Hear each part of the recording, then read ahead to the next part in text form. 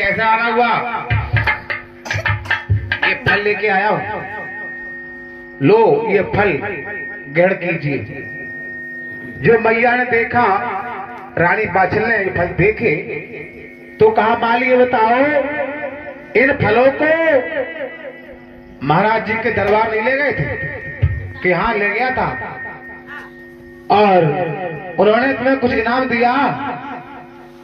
कि हाँ दिया था, एक घोड़ा दिया है और 7 गांव इनाम में दिए हैं। तो फिर ऐसा करो, इन फलों को अंदर रख दो और लो ये कुछ अशरफियां चलती थी मोहरें, ले जाओ।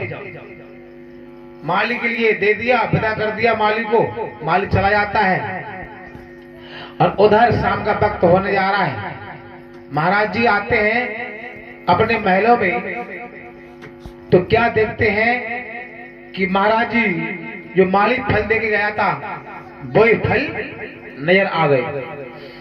और महाराज जी ने वो फल, उसमें से डाले में से एक फल को उठा लिया और उठा करके एक हाथ से चाकू निकाला और चाकू निकाल कर फल को काटने लगे।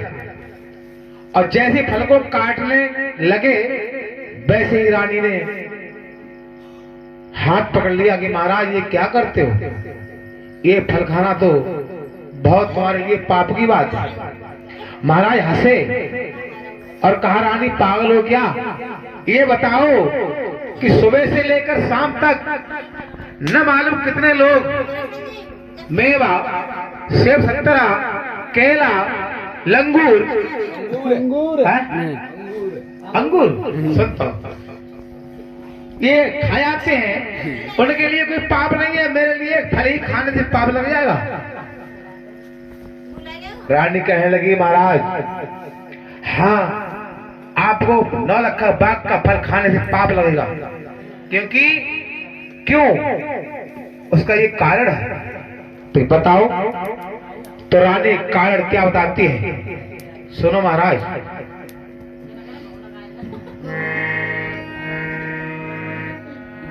और कुंवारी कन्या जल भर लावे, अरे पिता का पीना ना चाहिए।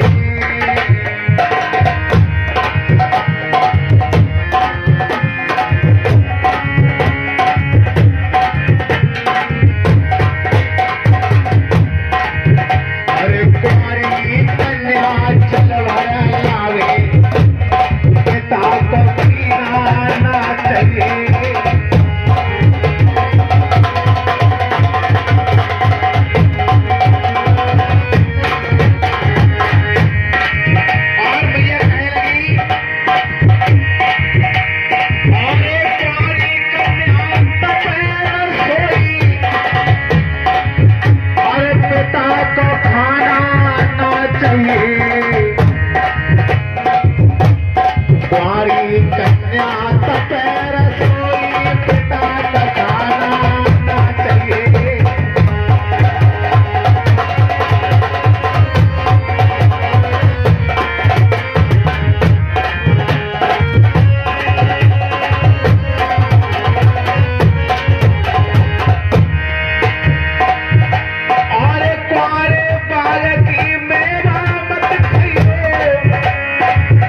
और राजा करो बालक को प्यार।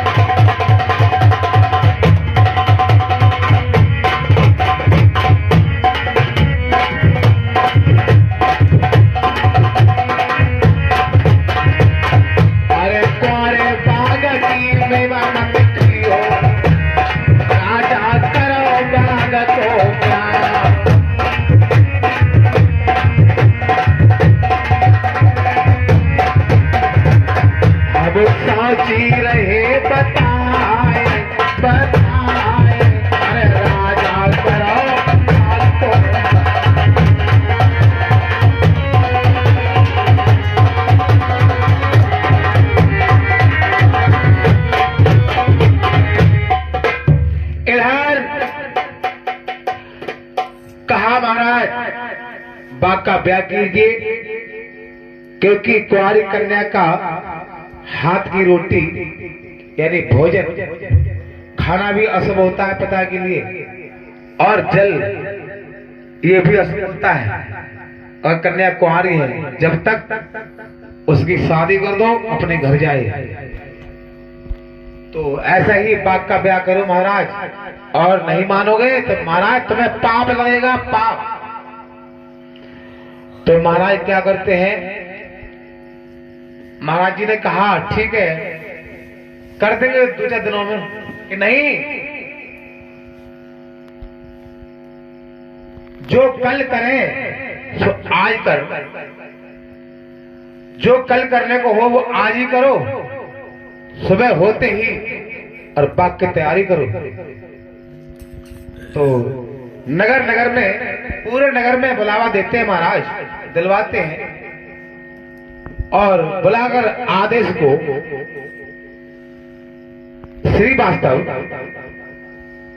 और उनसे बुलावा दिलवाते हैं पूरे नगर में कि कल महाराज जी के दरबार बाग का ब्याह, और सभी लोग इकट्ठे होकर के आए मैं बैंड बाजों के साथ। इधर सभी हितू रिश्तेदार सभी आते हैं, पास पड़ोसी आते हैं, नगरवासी भी आते हैं, और सभी इकट्ठे हो गए। तो महाराज जी को रथ सजाया गया, रथ में राजा रानी बैठ जाते हैं और बाग के लिए जा रहे हैं, सैर करने के लिए किस प्रकार बाग का ब्याह होने जा रहा है। जब जा रहे थे उस वक्त महाराज जी ने अपने रथ को अशरफिया मोहरे से भरवा लिया था, क्योंकि दान करना था। महाराज जी को कहा, महाराज जी बोले अरे चलो मैं इतना धन लुटाऊंगा, 9 लाख का बाग में इतना पुण्य करूंगा, चलता कैसे नहीं है। अरे संतान नहीं तो क्या है, ये बाग तो है। उनको घमंड हो गया, अहंकार हो गया कि संतान नहीं हुई तो भगवान ने केवल नाम बंद कर दिया, नाम चलता है। उस समय जो उन्होंने ये वचन बोले थे, उसी वक्त भोलेनाथ को बहुत ही कहते हैं कि भगवान को अपने भक्त पर अगर अहंकार उसे होता है तो भगवान बैठते हैं, अहंकार नष्ट करते हैं। कहने लगे देखो इतना बड़ा घमंड इस राजा को अपने माया का, धन का, तो क्या होता है। उसी वक्त शुक्र शनिचर को भेज दिया, शामिल हो गए और नहीं बोले, चुपचाप रहे शुक्र शनिचर चुपचाप। तो क्या होता है, ब्याह जब भामरे पड़ती हैं बाकी तो मतलब ब्याह हो परिक्रमा लगते थे, परिक्रमा वो भामरे कह लो या परिक्रमा कह लो। जब परिक्रमा हो रहे थे नहीं बोले शुक्र शनिचर, उसके बाद दावत चली, खाना चला, सभी रिश्तेदार नाते यार सभी ने खाना खाया बराती की तरह, लेकिन नहीं बोले। ब्याह होने के बाद क्या करते हैं महाराज, महाराज ने कहा रानी कि हाँ बाग का ब्याह तो हो गया, क्योंकि परिक्रमा लगा लिए, भामरे पड़ गई।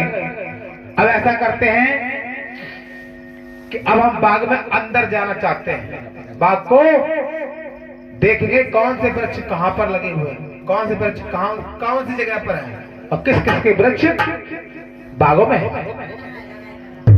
रानी कहने लगी नहीं महाराज ये बाग तो मैं नहीं घूमने दूंगी। क्यों कि नहीं, कि रानी मालूम था कि इनके देखने से फल जब सूख गए तो बाग सूख गया, हो सकता है कि और भी बुरा हो जाए, लेकिन राजा नहीं मानते हैं। और जैसे उन्होंने कहा हम बाग घूमेंगे, उसी वक्त शनिदेव की दृष्टि पड़ती है, शनिदेव उनकी नजरों पर पहुंच जाते हैं।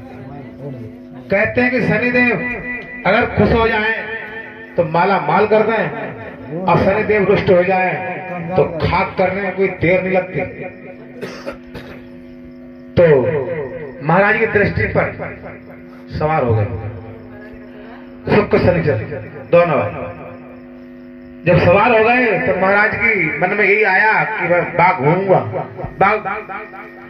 बाग में भ्रमण करूंगा। रानी मना करती है लेकिन नहीं मानते हैं, नहीं मानते हैं। तो रानी बोली महाराज शर्त एक है, बाग घुमाओ, बाग घुमा लाएंगे अंदर, शर्त एक है आपकी आंखों से पट्टी बांधूंगी। कहने लगे महाराज ठीक है पट्टी बांध दो लेकिन बाग जरूर घुमा दो। पट्टी बांधकर रानी ने हाथ पकड़ लिया। अब रानी चलती है आगे आगे और पीछे राजा है। जब देखा महाराज ने कि पट्टी बंधी हुई है, क्या देखेंगे, कुछ नहीं, बाग नजर नहीं आता है।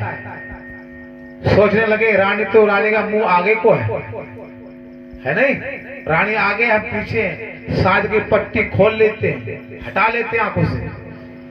जैसे पट्टी हटाते हैं तो क्या होता है, गजब हो गया। पट्टी हटाते ही क्या हुआ,